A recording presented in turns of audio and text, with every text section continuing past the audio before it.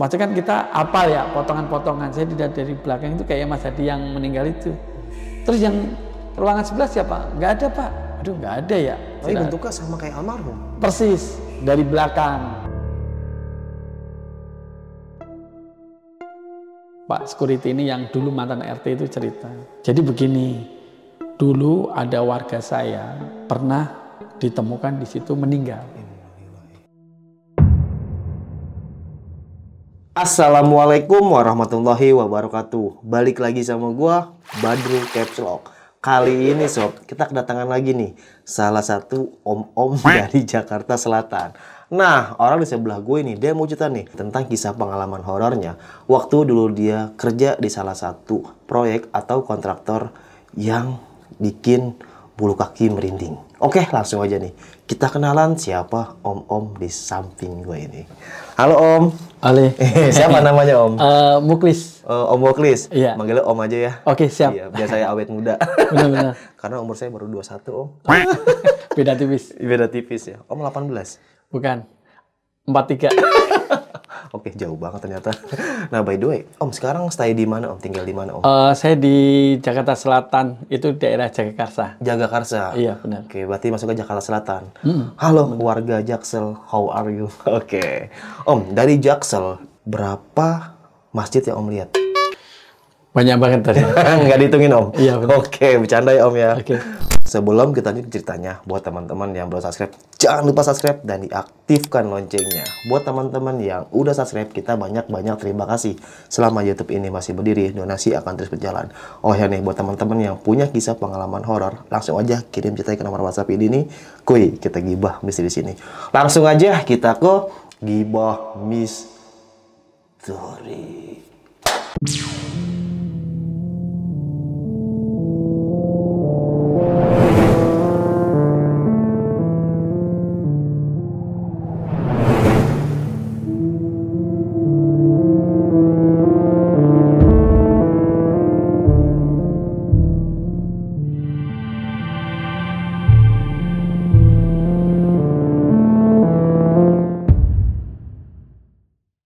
Halo Om, Halo. gimana nih Oke. Om Muklis? Kisah pengalaman horornya nih Om. Kisah nyata yang saya alamin ini kejadiannya kurang lebih tahun 2012. Oke, berarti udah 10 tahun yang lalu. 10 tahun, benar, 10-an tahun yang lalu. Jadi awal mulanya saya diajak gabung sama saudara saya, diajak gabung daripada kamu nggak kerja, ikut kita aja, masih di salah satu perusahaan kontraktor milik saudara. Diajak gabung, lalu saya dikasih jabatan waktu itu lumayan agak tinggi, itu sebagai logistik. Jadi logistik. kita membawai mulai dari tukang, mandor, sampai pelaksana itu kalau butuh barang-barang material atau bangunan ke saya. Nah, Jadi Om Muklis yang backup semua tuh. backup semua. Kebetulan kita itu dapat project itu gedung instansi pemerintah, milik pemerintah, tepatnya di daerah Tanjung Barat.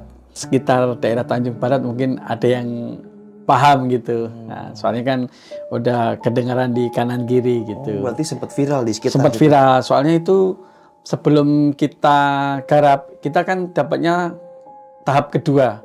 Jadi tahap pertama itu udah agak selang lama, jadi itu mangkrak gedungnya. Jadi kita dapat proyeknya mulai dari pemasangan keramik, pembuatan lift, sama roof yang atasnya itu, sama pengecetan juga perapian. Kita itu kurang lebih ada 20 tukang, 1 mandor, 1 pelaksana, terus pimpro. Kejadian-kejadian aneh ini baru kita alami itu setelah seminggu saya di situ.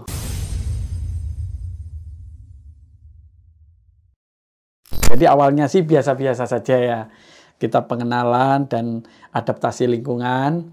Terus gedungnya itu di belakang perumahan elit lah di Tanjung Barat. Di situ ada gedung yang orang itu malah jarang lewat situ.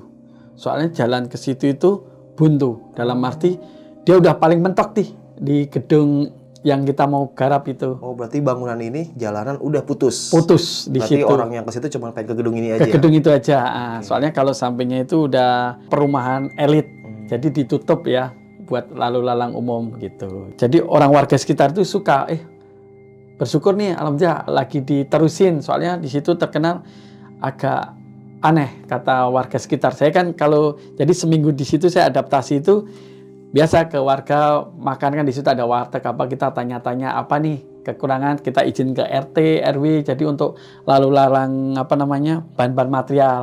Jadi saya sering ngobrol sama warga sekitar itu, ini gedung udah mangkrak lama mas, kadang ada tanda kutip suara-suara yang aneh kalau malam, padahal di situ nggak ada orang gitu loh sampai mangkrak. Kalau boleh tahu berapa tahun tuh gedung itu mangkrak? 10 tahunan katanya sih. Udah cukup menjadi cukup lama. Itu udah angker. Iya, terus kita udah adaptasi, kita tanya warga sekitar situ, kita izin untuk akses jalan, ngirim-ngirim materialnya ya. Kita sering tanya-tanya warga situ, memang mas itu kalau malam kadang sering ada orang nangis, minta tolong kayak gitu. Wah, saya kira bercandaan biarnya mungkin dia nakut-nakutin saya apa bercandaan gitu. Terus untuk tempat tinggal tukang itu namanya bedeng, itu nggak jauh bersebelahan, cuman beda pagarnya di luar gitu. Jadi biar nggak nanti dibuat biar nggak kotor lagi atau gimana kan. Terus seberangnya lagi itu buat itu bedeng teman-teman tukang. Nah kejadian aneh pertama kali yang saya datang itu seperti biasa ngecek pagi apa yang kurang, tahu-tahu ada mandor lapor, Pak maaf nih minta tolong tukang saya ada yang sakit apa? Nggak tahu kemarin diperiksain ke dokter nggak kenapa-napa gitu. Terus saya coba tengok katanya tanda kutip kalau pipis sakit tapi nggak bisa pipis gitu. Terus saya cuman iseng nanya, emang kenapa mang, kan dia dari Sunda, kenapa mang? Iya nih saya kebelet pipis di belakang pos, di situ ada pohon beringin. Loh kok pipis sembarangan sih, saya bilang gitu. Iya pas kebelet, tahu-tahu dia itu habis pipis malamnya tuh dimimpiin. Kamu kenapa ngotorin saya? Dia bilang kayak gitu. Dalam mimpinya orang itu? Ngotorin saya itu. Terus paginya dia tuh merasa kesakitan. Jadi tiap mau pipis sakit kayak gitu. Padahal dia nggak ngeluarin pipis. Akhirnya daripada ganggu dia kerja, diperiksa lah, nggak ada apa-apanya. Kata dokter nggak sakit apa-apa? Nggak sakit apa-apa. Kata orang Jawa itu beseren, tanda kutip beseren katanya. Tapi dia itu kadang mau pipis nggak bisa kayak gitu. Kayak mampet gitu ya? Iya mampet. Akhirnya dia izin balik. Ya udah saya balik aja dah. Mungkin alternatif jalan sembuhnya gitu. Beberapa waktu kemudian, ada seorang ibu-ibu mencari suaminya. Pak, saya istrinya Mandor. Saya lagi nyari suami saya. Nah saya sebut mandor siapa? Mandor Basori. Saya sebutin nama gitu. Pak Basori memang mandornya situ. Dia ngangguk. Oh, saya mandor Basori ngangguk. Oh ya, bentar saya cariin ya Bu. Tunggu di pos security dulu sini. Saya cariin ke tempat proyeknya. Saya nanyain, mandor Basori mana? Di atas Pak. Saya cariin. Ketemu Pak Basri, cariin istri. Nah, istri saya, emang tahu alamat sini? Gak tahu itu, nyalain di bawah. Di bawah dia nengok, yang mana Pak? Coba cek di security tadi. Dia turun. Kok gak ada, dia manggil di HT ke temennya. Itu Pak Muklis bilangin, yang nyariin saya siapa? Katanya istri. Pak, kata Pak Basri gak ada di bawah gitu. Saya turun ke bawah. Iya tadi di sini. Tapi saya belum ngomong ke istri alamat di sini. Saya cuman bilangnya cuman garap di daerah Tanjung Barat, tapi nggak ngomong alamat detailnya, kan istrinya di kampung. Ya udah dah, mungkin salah alamat, mungkin orang nyari-nyari gitu. Saya ngecek bangunan yang di atas lagi. Tiba-tiba ibu-ibu tadi itu ada di situ. Padahal kalau mau masuk ke proyek itu harus ngelewatin security. Iya. Keperluannya apa? Kalau bukan tukang atau pakaian safety kan nggak boleh.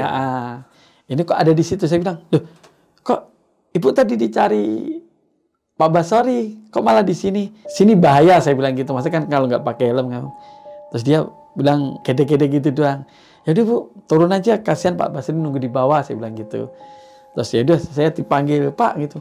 Itu keramiknya udah datang apa belum gitu? Oh ya sebentar, permisi ya Bu, saya tinggal di sana. Dia cuman kayak gini, begitu. Kayak ngangguk kayak gini doang. Terus saya tinggal aja. Ada apa Bang? Itu keramiknya udah datang, lu mau saya pasang biar cepat kayak gitu. Terus habis itu, loh Bapak di situ tadi ngomong sama siapa gitu? Itu sama istrinya Pak Basori. Lah, Bukannya istrinya mandor itu di kampung gitu. Ah, jangan bercandaan. Iya serius, istrinya kan di kampung Pak. Oh, iya ya, dia kan anak buahnya gitu. Saya, waduh, jadi merinding nih. Jangan bercandaan lah, saya bilang gitu. Terus habis itu kita ngobrol masalah keramik yang difotoin. Udah selesai, saya turun ke bawah, ketemu Mbak Sori lagi mandornya.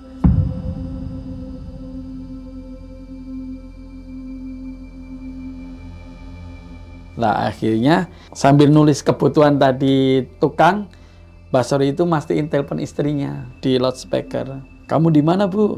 Iya ini lagi ngantar anaknya, kan itu sore, lagi ngantarnya Didik ngaji. Terus saya lagi sambil dengerin tuh. Oh ya udah, saya kira ke Jakarta. Mau Jakarta mau ngapain gitu. Terus saya denger dek. Setelah dia telepon selesai, dia ngobrol panjang lebar. Yang saya garis bawahi lagi ngantar ngaji anaknya. Setelah telepon selesai saya ngomong, berarti Pak Basari, berarti yang di atas itu siapa ya? Kok istrinya kan di kampung kan? Iya, lagi nganterin anaknya ngaji itu sore. Waduh, yuk kita cek yuk. Jangan-jangan ada penyusup tanda kutip kan, takutnya kan maaf namanya itu barang banyak, takut orang luar ngambil apa-apa. Kita ke atas sampai muter-muter nggak ada.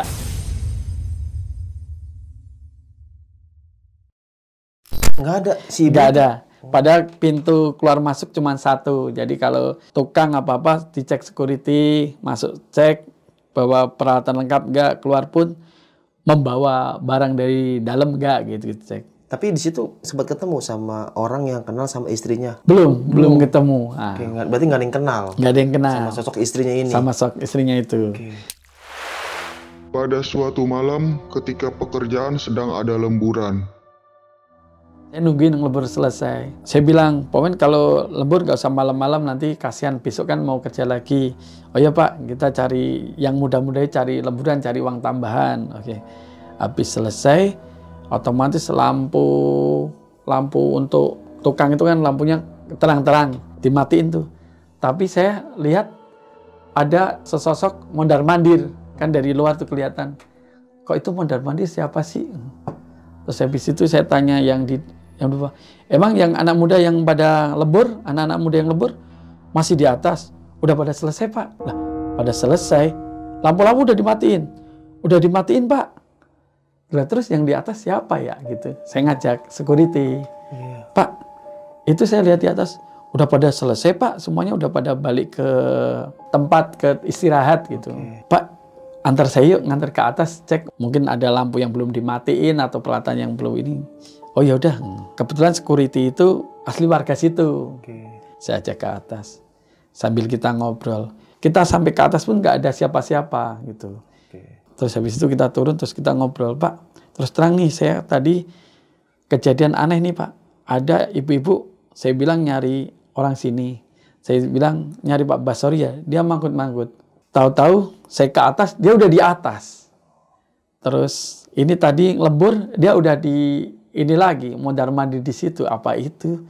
Jadi dia itu pakainya itu aja itu. Jadi kayak pakaian kayak daster, cuman kayak pakaian lama gitu, daster gitu. Tapi dasternya itu kotor, nggak tahu itu bercak kotoran apa gitu, mesti nggak begitu bersih. Jadi kadang bercak.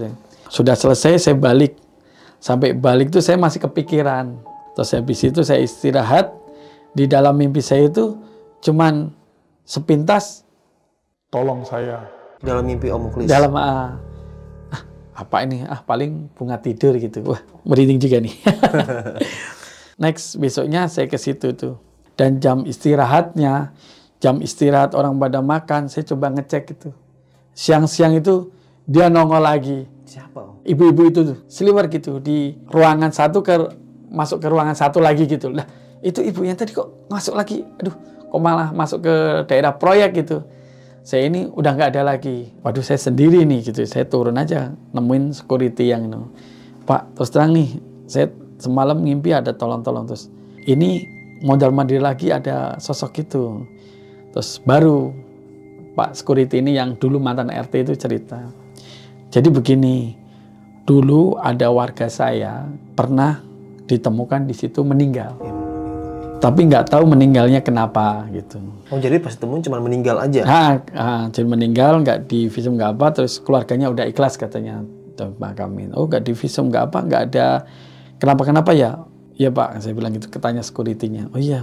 Terus habis itu saya masih konsultasi nih sama saudara saya yang punya Pimpros itu. Pak De, ini saya kerja proyek di sini kok kayak menemui hal yang aneh ya. Aneh gimana? Saya ceritain semua mulai dari ketemu istrinya ini, katanya istrinya di kampung. Ya udah nanti kapan-kapan kita tanya kayak ustadz apa orang pintar gitu. Habis itu saya pulang malamnya mimpi yang sama. Mimpi apa? Mimpi minta tolong gitu. Paginya saya nemuin Pak D saya lagi. Terus ya udah nanti kita ke ustadz gitu. Minta didoain gitu. Ya udah kita didoain. Habis itu udah tuh agak hari-harinya itu agak ini lagi. Dan ternyata kejadian-kejadian yang itu udah reda, ada lagi tuh kayak keusilan-keusilan. Padahal di situ ruang tertutup. Kayak tahu-tahu logistik yang saya kirim, semen satu palet itu, semen saksakan satu palet itu tahu-tahu tuh yang saya taruh situ tuh nggak ada. Sampai kita mau nuduh si A, nuduh si B gitu. Dan ternyata itu beberapa jam kemudian saya lihat agak bergeser. Jadi kayak lah, kok ini di sini? Itu kalau didorong orang nggak kuat. Kayak ada yang usil kayak gitu. Awalnya hilang Om. Di tempat semula yang semen itu nggak ada. Oke. Tahu-tahu next beberapa jam udah bergeser agak beda tempat gitu loh. Itu kalau kita tanya siapa ini yang mindahin, nggak ada yang bilang. Iseng banget kita mindahin semen kayak gitu, kita tinggal ngambil buat dipakai ya dipakai, nggak ngambil semuanya digeser apa-apa. Terus barang-barang berkakas yang di atas kadang kalau pas kita lembur itu kadang ada yang lembur malam gitu, kita ngelembur malam pasang keramik atau apa, ada suara-suaranya tak tok, kita berhenti masih tak tok, kita cek nggak ada apa-apa gitu. Akhirnya saya laporin ke Pak Deset, ini tolong diiniin lah gitu. Maksudnya kalau memang ini ada yang ganggu atau apa, mending kita ke ustadz atau orang pintar kayak gitu. Terus Pak Desa setuju lah, kita panggil ustadz kayak gitu. Maksudnya orang yang lebih tahu ya. Kita ke situ, kita bikin kayak selamatan, kondangan, minta tolong itu. Terus ustadz itu bilang, memang di sini ada penunggunya. Wanita yang itu ternyata matinya di belakang pos security yang ada pohon beringinnya itu, dia itu ternyata itu gantung. Oh, gantung diri. Gantung diri di situ. Makanya orang yang pipis di situ itu diusilnya seperti itu. Dia terus terang minta tolongnya itu, minta tolong kirim doa sebenarnya. Minta tolong kirim doa. Terus sebelum itu dibuat ya kayak syukuran kayak gitu. Dia intinya minta tolong itu untuk sampein ke keluarga, suruh ngirim doa. Terus habis itu kita tetap ke keluarganya, ke Pak RT itu. Pak RT keluarganya yang sebelah mana? Kita sampein baik-baik gitu. Terus dia nyeritain memang anak saya itu jatuh cinta sama seorang pasangan. Dia itu ketolak. Jadi dia itu ambil jalan pintas gantung di situ. Dan keluarganya memang waktu itu ikhlas. Cuman semenjak dia meninggal tuh nggak pernah ditengokin. Akhirnya itu memang buat mungkin kode apa peringatan buat dia untuk ngirim doa kayak gitu. Dan kejadian ini memang udah reda. Saya kira udah berhenti sampai sini. Kejadian-kejadian aneh lagi dan terjadi lagi. Oke, gimana kejadian selanjutnya? Ini kan udah 50%, keramik udah, terus pengecatan udah, tinggal masang elektronik kayak AC, kayak kaca-kaca gitu. Ya kejadian yang aneh lagi itu pas pemasangan AC. Kalau maghrib kita istirahat dulu aja, enggak, kita mau kerjain dulu. Nah, ternyata yang AC itu nekat dia. Pas adzan maghrib itu dia pasang, istilahnya kayak gelap gitu kan. Dia tetap pasang, padahal dia safety loh. Masang, pakai cantolan kayak gitu, masang. Suruh, istirahat dulu aja. Dia udah kayak udah mau istirahat. Tapi dia nanggung, wah saya nanggung, saya beli dulu ya. Dia keluar tuh, tahu-tahu kita itu, saya pas ada di situ tuh, tahu-tahu dari lantai 3 itu debuk gitu. Jatuh. Sampai jatuh, kena tulang belakangnya itu. Ternyata ininya itu nggak gantol. Nah, jadi diperingatin untuk istirahat itu dia agak canggung tapi kok nanggung gitu. Dia balik lagi ternyata nyantolnya itu nggak nyantol dan mungkin gelap gitu dia jatuh itu. Pas jatuh gimana tuh? Jatuh itu sampai tulangnya itu remuk dan kayak apa ya, semangka diginiin itulah pure gitu. Hancur. Tapi temennya bilang kayak ada yang dorong. Kata temennya? Kata temennya yang temen krunya yang AC itu. Ada yang dorong, saya lihat kayak ada yang dorong, dia bilang gitu. Nah, yang di situ kan cuman ruangan itu kan cuman kru AC doang yang masang gitu. Teman-temannya di situ kan ya lihat ada yang dorong gitu, yang teman situ. Sampai dipanggil polisi kan ini kan menyangkut nyawa ya, sampai meninggal, ada polisi sampai meninggal Om. Meninggal, jadi tidak tertolong di rumah sakit. Pasti bukan meninggal di tempat. Iya, terus akhirnya disamperin polisi kan, katanya ada kejadian kecelakaan, terus ya tanda kutip kita ngasih itulah, ini keteledoran orangnya, kita ngasih keterangan bla bla bla, akhirnya tolonglah Pak, ini mau dipercepat, ini punya instansi pemerintah. Ya udahlah, yang penting ngasih kelonggaran, hati-hati. Kalau jam istirahat ya istirahat. Jadi kita lanjutin lagi, nggak sampai situ. Memang hari itu kita istirahat sehari setelah pemeriksaan polisi itu, tapi terus lanjut lagi besoknya. Dan kita di situ berdoa, mesti ngirim doa sama teman kita yang meninggal itu.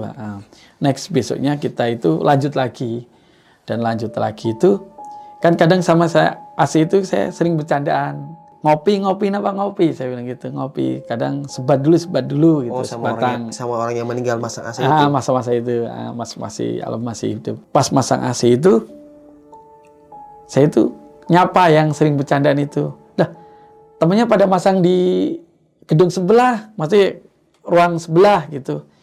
Ini kok malah di sini nyantai-nyantai banget sih, saya bilang gitu. Biar cepat kelar malah kayak mainan itu buat pengamannya itu. Iya, kayak harness gitu ya. Harness gitu. Itu sore cepet diklarin, udah mau maghrib nanti tinggal istirahat kayak gitu. Terus saya jalan, lah itu kan Mas Herdi kan yang udah ini. Saya balik lagi, lah ruangan ini kok udah nggak ada. Kagak ada. Terus saya ke temannya sebelahnya. Ini personel yang masang AC masih lengkap kan? Masih Pak. Yang Pak Hadi diganti temennya gitu. Yang alhamdulillah kemarin ganti temennya. Oh, lah berarti yang sebelah tadi siapa ya? Nggak ada Pak, nggak ada siapa-siapa. Loh serius tadi ya saya lihat nggak langsung bertatapan muka hadap ke sana, tapi cuma dia mainin itu. Kayak masang itu pengaman itu. Waduh, siapa ya itu ya? Maksudnya kan kita apal ya potongan-potongan. Saya dilihat dari belakang itu kayak Mas Hadi yang meninggal itu. Terus yang ruangan sebelah siapa? Nggak ada Pak. Waduh, nggak ada ya. Terus saya merinding lagi nih. Ya udahlah, bentar lagi udah mau maghrib, kita istirahat dulu aja semuanya, teman-temannya udah istirahat. Tapi bentuknya sama kayak almarhum. Persis dari belakang. Cuman saya balik lagi ke teman-temannya, itu personil lengkap. Penggantinya Pak Hadi ini, jadi dia masang itu per ruangan, kerjain bareng-bareng, yang indoor, terus baru selang, outdoor, kayak gitu. Terus yang di seberang, yang di ruangan sebelah yang saya tegur, siapa itu? Saya bilang, ngopi lah, ngopi, saya bilang gitu. Ini niat kerja nggak sih mainan itu, pengaman gitu. Dari belakang, loh itu kan Mas Hadi yang udah nggak ada ya kayaknya ya. Terus saya jalan, baru ingat, oh iya ya, coba saya cek. Udah nggak ada. Dan saya tanya teman-temannya itu yang di situ, yang sebelah itu tadi siapa sih? Saya bilang, nggak ada Pak, kita lengkap. Mas Hadi diganti, ini penggantinya Pak gitu. Oh, sebelah siapa ya gitu. Akhirnya kita istirahat, maghrib istirahat, kita ngobrol-ngobrol. Terus terang tadi saya di ruangan sebelah lihat tuh, nggak ada memang, nggak ada Pak gitu. Terus ngomong ke teman-temannya, berarti ini almarhum nggak ditari nih. Iya Pak, habis ini kita ke sana gitu, datangin tahlilan habis di sana. Ya udah, saya ikutan dong gitu. Tahlilan itu saya itu kebetulan hadap ke luar. Tahlilan selesai itu orang kan pada tahlilan mungkin capek di proyek ya, pada tiduran kayak gini, la ilaha illallah, tahlilan gitu. Saya lihat ke depan tuh, lihat kayak sosok almarhum itu lewat kayak gitu. Kok itu kayak Mas Hadi lagi? Lah, terus saya baca-baca aja, masih baca ayat kursi, baca Al-Fatihah, yang bisa saya baca lah. kok kayak gini lagi, kok kayak kejadian-kejadian aneh kayak gini lagi gitu loh. Kok maksudnya yang nemuin tuh kok kenapa saya terus gitu loh. Terus habis itu udah saya pamitan ngobrol, besoknya biasa ke proyek lagi, saya cerita ke teman-temannya itu, semalam saya ngeliat sosok kayak Mas Hardi yang almarhum itu. Apa ya Pak? Iya. Akhirnya secara tak langsung saya langsung ke keluarganya lagi. Ini Mas Hardi itu Mama masih punya sangkutan apa masih punya permasalahan nggak? Mesti gitu kan, kita sebagai apa ya, satu karyawan kan masih punya unek-unek apa gimana gitu. Terus dia baru cerita, oh iya dia ikut Pak D saya lama, cuman uang yang itunya itu belum cair.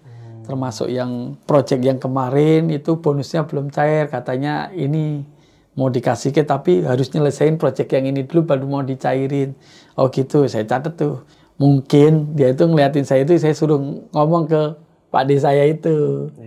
Mungkin buat bantu saudara-saudara keluarganya yang tanda kutip biar kekurangannya biar ketutup gitu kan, dia ninggalkan keluarga demi anak istri kan. Akhirnya saya nemuin Pak D saya, Pak D punya janji sama Mas Hadi yang pasang tukang AC-nya itu.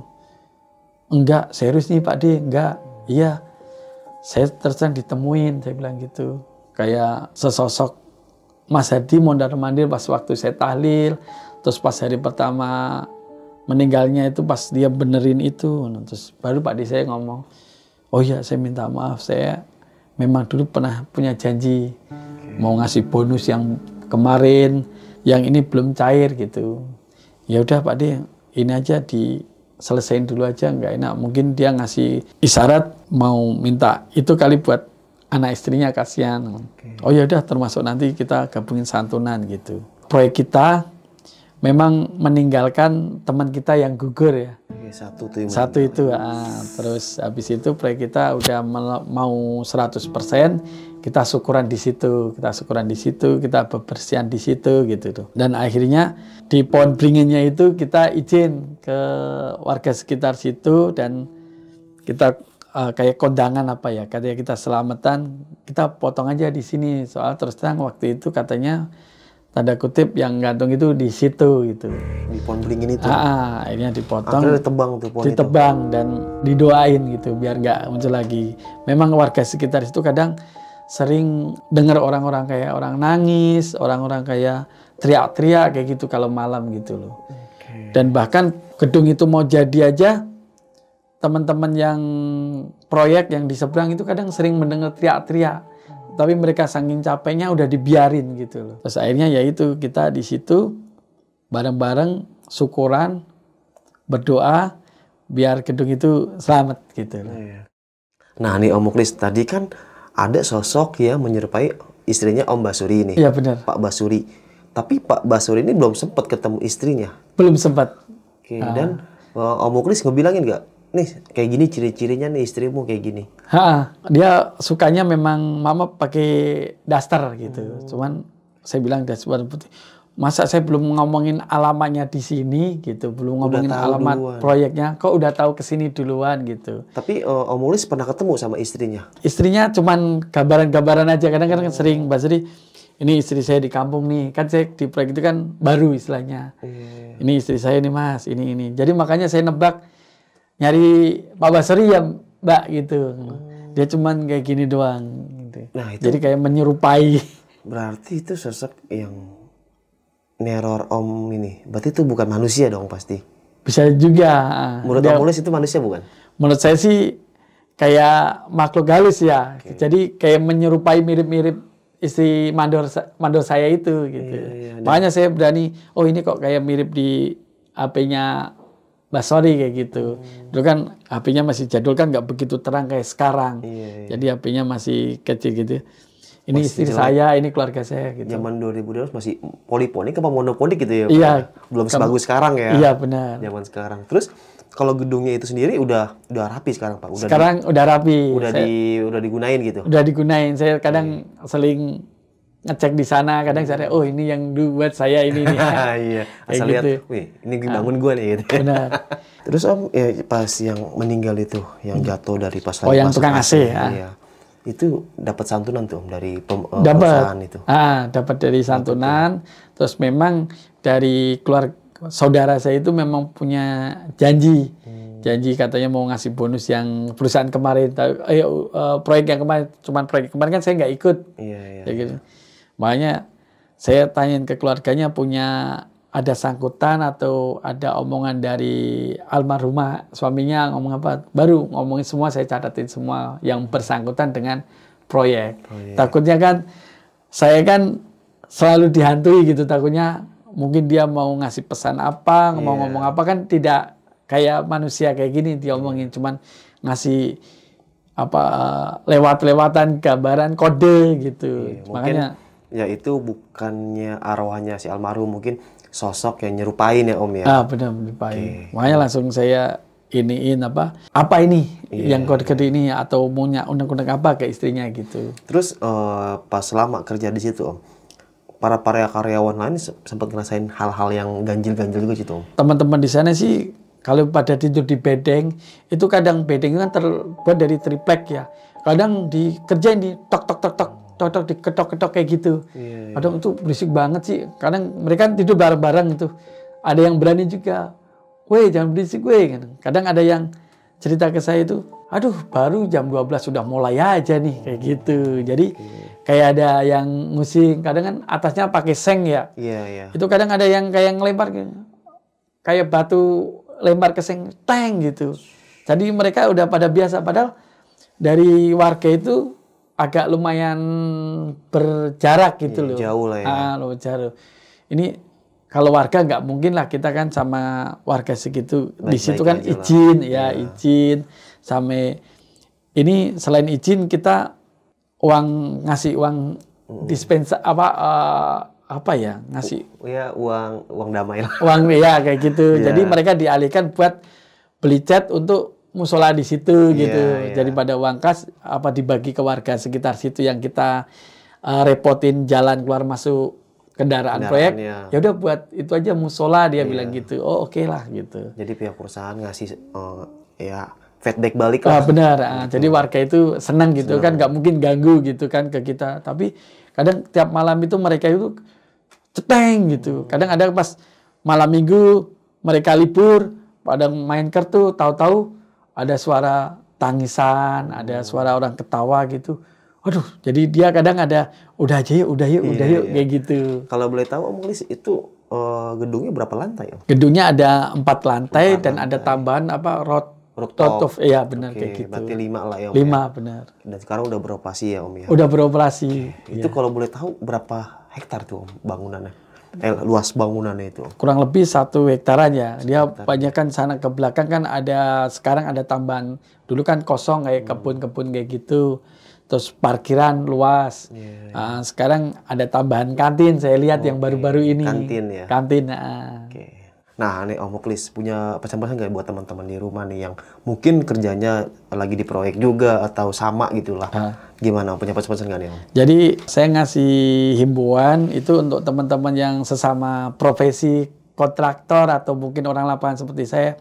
Jadi sebelum masuk ke tempat baru, itu pertama kita izin, memang kalau kita secara duniawi kita izin warga sekitar. Kalau untuk tempat itu kita itu istilahnya kulak nun, permisi gitu, permisi. Entah di situ kita buat syukuran atau mungkin kita itu ya minimal assalamualaikum kalau kita orang muslim ya, permisi gitu. Jadi kita nggak asal langsung masuk kerjakan kayak gitu. Itu kalau kita langsung masuk kerjakan seperti ini, banyak teror-teror yang tanda kutip sedikit mengganggu, kadang mengganggu istirahat atau mengganggu seliwar-seliwar gitu. Terus untuk para kontraktor yang bos itu kalau punya janji sama karyawannya itu harus ditepatin. Kalau enggak kan jadi kepikiran kayak gitu, terus kerjanya nggak tenang, jadi sampai fatal kayak gitu. Tuh, bos, mana bos gue nih? Bos, ayolah nih. Aduh, bonus bos. Bonus. Mana si bos sih? Oke sob, mungkin cukup sekian deh kisah pengalaman horor yang dialami sama Om Muklis ini. Bisa kita ambil segi positifnya, buang jauh-jauh negatifnya. Jadi balik lagi, Ya dimanapun kita berada, kemanapun kita berada, jangan lupa selalu baca doa. Dan buat teman-teman yang kerja, tetap semangat dan jangan lupa selalu baca doa dan tetap safety first, karena ya doa adalah utama dan sisanya mandi pagi. Bercanda.